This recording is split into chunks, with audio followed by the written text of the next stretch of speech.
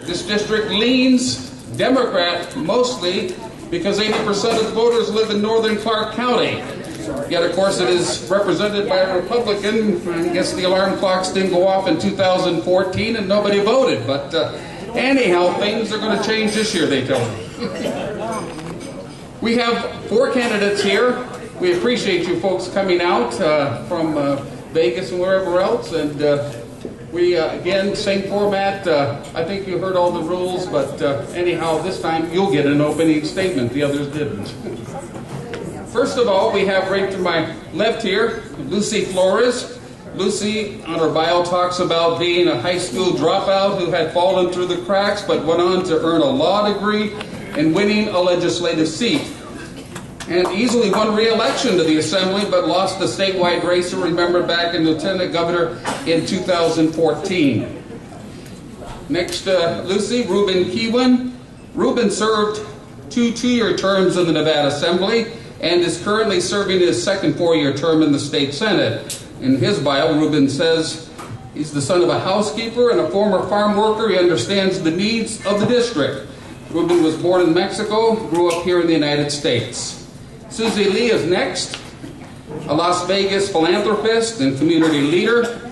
In 2010, she became president of the Board of Communities in Schools of Nevada. Now, that's a program that seeks to lower high school dropout rates. Lee and her husband, Dan, have 2 children. They live in Vegas. And John Oceguera. John served in the legislature for 12 years. First elected in 2000 and was forced to retire in 2012 due to the term limits. He was Speaker in 2011. Just after leaving Carson City, you may remember John ran in the 3rd Congressional District. He lost to Congressman Heck. Okay, let's begin. Opening statements. Yes, go right ahead there. Well, first of all, thank you so much for the opportunity. And again, just as was expressed by the commission candidates, thank you all for being here, because this race is critically important and we shouldn't have lost it in 2014. So ensuring that one of us makes sure that we get it back from Crescent Hardy, I think, is the #1 goal. Yeah. So thank you for being here, because you're a part of that. And so I'll just briefly tell you about myself. You've heard, many of you remember when I ran for Lieutenant Governor, I spent a lot of time out here. I do talk a lot about my background and the challenges that I experienced growing up right in Congressional District 4. And I do that for several reasons. One is to demonstrate my commitment to this community. People showed me a commitment. People invested in me. They gave me an opportunity to be better. And that is what inspires my public service every single day. It's about making other people's lives better, about doing whatever I can as a public servant to improve the quality of life for everyone, just as it was done for me. And 2, it's also to demonstrate that I recognize the challenges that exist out there. When I talk about these issues, if I talk about our educational system, if I talk about protecting, not just expanding Social Security, or not just protecting Social Security, but expanding it, those things are personal to me because I've experienced it myself. And I see my dad experience those challenges. My dad worked every single day, day and night, after my mother left my family. And after all of those years, he's trying to live off of $500 a month in Social Security. That's unacceptable in today's economy, in today's America. So that's the reason why I talk so much about my background and why, frankly, I'm here today and why I'm running for this congressional seat. Because to me, it is about improving our communities and trying to do whatever it takes to improve the quality of life for all Nevadans. Thank you. Ruben? Thank you. Good evening, Democrats. Hey. Are you ready to sing Crescent Hardy home? Yeah. All right. That's right, to Bunkerville. Bernie, thank you so much. Panelists, actually our journalists, thank you so much. To my colleagues as well, and to all of you for being here this evening. My name is Ruben Kihuen. I'm a state senator. I'm your Democratic National Committee man. I'm a former state assemblyman. But most importantly, as Bernie mentioned, I am the son of a housekeeper and the son of a former farm worker. My parents came to America when I was 8 years old from Mexico in pursuit of the American dream. My parents came here so we could someday own a home, have a car, have a good paying job, a union job, and so that someday their kids can get a good college education. Well, today my family has achieved that American dream. And my story is only possible in the United States of America. But unfortunately, we have right now a Congress that is controlled by the wealthy and the elite, by the people who don't care about the middle class, by a Congress that is not represented by people like you and I. And unfortunately, we have a congressman who is part of that wealthy and elite. He's part of that system that has rigged the economy against people like you and I. And right now, we have an opportunity to take him out. You know, while I've been in Carson City, increasing the minimum wage, fighting to increase the minimum wage, Congressman Hardy is against raising the minimum wage. I presented the bill to increase the minimum wage to $15 an hour in Carson City. While I was in Carson City, co-sponsoring the bill for equal pay for equal work for women, Congressman Hardy opposes equal pay for women. And while I was in Carson City making college more affordable by passing the first ever grants for low-income students, Congressman Hardy voted twice to cut the Pell Grant. So there is a stark difference between us and Crescent Hardy, and I think we can all agree that it's time for Crescent Hardy to come home. Thank you, everybody, and I hope to earn your support. Susie Lee. I moved my chair. Hi, everyone. It's great to be back here to see all of you, and I view this voters here as some of the most well-informed and well-educated voters that I have run across. So I thank you all for your involvement and your interest in this race. I am here, I'm running for Congress because for my entire career, I have fought hard and gotten results for what I believe in.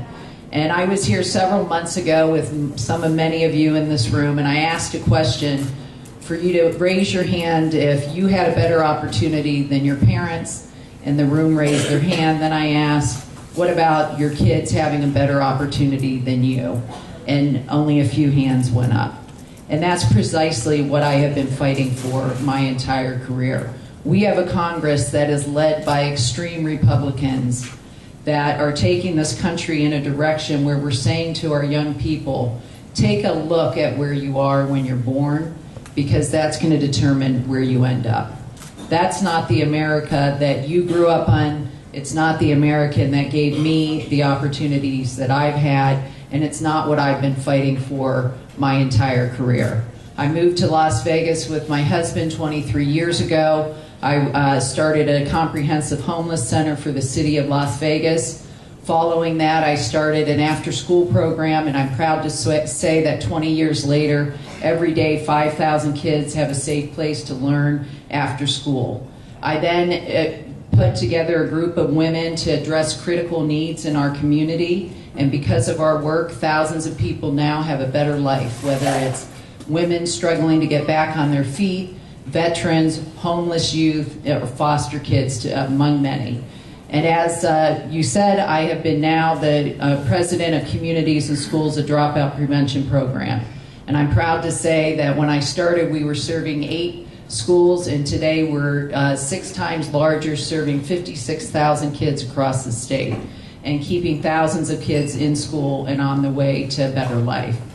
I'm asking for your vote because I want to go to Washington to do a job for you, not to get a job for me.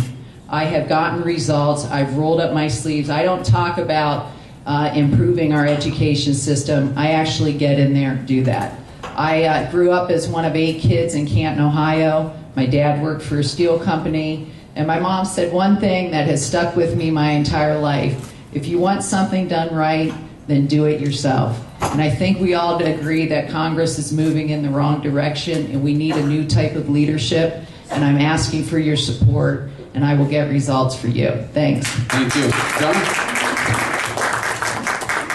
Thank you, everybody. I'm John Oceguera. The bar's only open till 8, so this will get much better if you keep drinking. So I'm from a town about half the size of this called Fallon.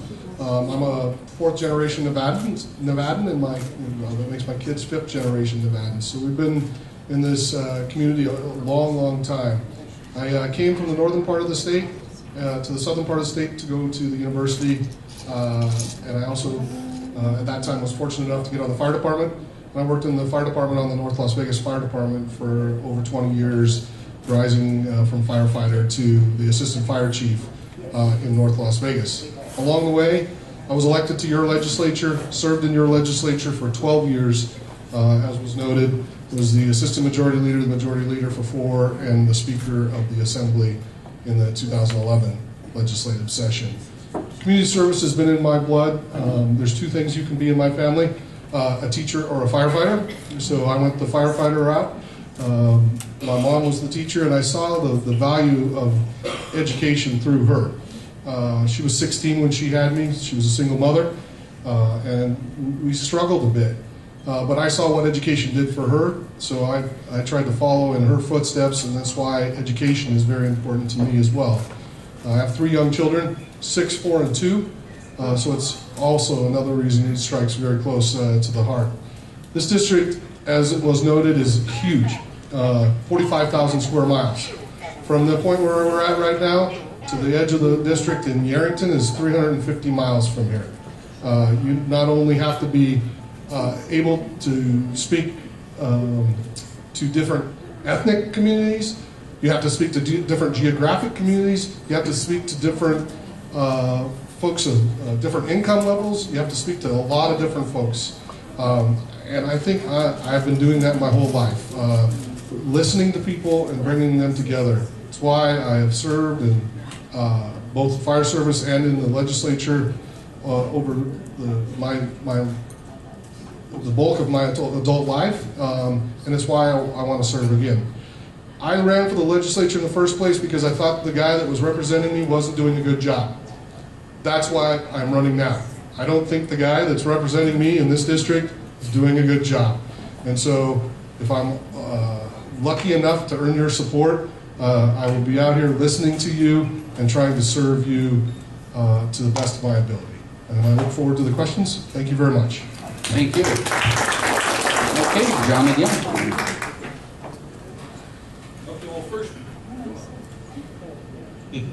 There it is. I want to make mention that I think this is the first, or at least one of the first times, the 4 people vying to be the Democratic nominee to be our congressman have sat on the same stage and answered questions of the press and their constituents. And I want to thank you all for being here. I want to thank you all for attending. So Lucy, you know, the GOP is constantly trying to close Planned Parenthood and legislate local laws that make it harder for women to access legal reproductive care. In May of 2015, Crescent Hardy stated that as a nation, we cannot stand by and accept the brutality of abortion, and I will continue to fight to protect unborn lives at all stages of development. Would you say it is now too difficult for most women to access reproductive health care? And if so, how should we rectify it? So this is definitely an issue that is personal to me, that I've spoken out about very openly in the past. In fact, I talked about my choice to have my own abortion when I was 16 years old, when I was trying to advocate for comprehensive sex ed here in Nevada. And as a result of even saying that word publicly, I had my life threatened. I had one of the most horrific experiences as a legislator in just advocating for, frankly, a right that women have in this country.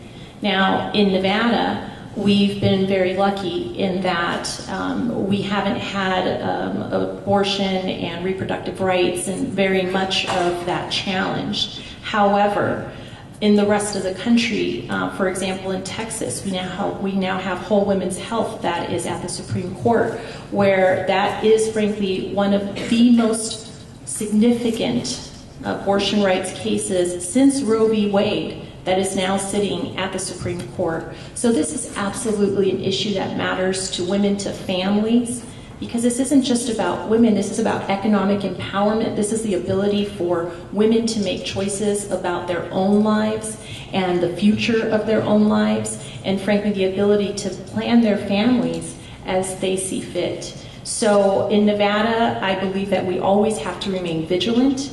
As I said, we still do not have comprehensive sex ed in Nevada as a policy, and so it's something that we have to continually work on. All right, Senator Kihuen, would you support legislation in Congress, if elected, requiring big tech companies like Apple to create encryption backdoors into people's private iPhones or cell phones? This is related, of course, to the federal government, the Department of Justice trying to get into one of the San Bernardino shooters' iPhones. And more generally, how would you balance the concerns of data privacy with national security concerns? Thank you for the question. Well, look, I think this is a very difficult question. I think none of us in this panel are experts in technology. I think the most of us can use the iPhone is to tweet and to Facebook and to access it. Obviously, we have to be cognizant of people's privacy as well, but we also have to balance it with the fact that, if there is somebody making threats that are putting our security at risk, then I think there should be an opportunity for us to work with some of the tech companies to be able to provide some sort of access to some of this technology, some of either the phones, the iPads, or computers. But again, it's a very fine line, and I think we're seeing that right now. We're seeing a precedent being set right now by the case between the San Bernardino shooters and also the iPhone that they were using. So do you think that Apple should be required to comply with the Department of Justice's order to hand over and basically allow them to get into that iPhone? Again, I am not an expert in technology, but I am willing to work with some of the companies, with some of the companies who are making these phones, to be able to see what are we able to actually, what type of app can we actually create to be able to balance the people's privacy as well as people's security.